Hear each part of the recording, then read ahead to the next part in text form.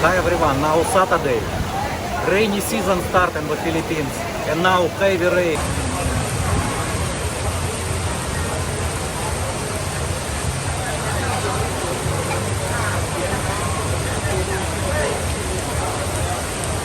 Very few because very busy right now.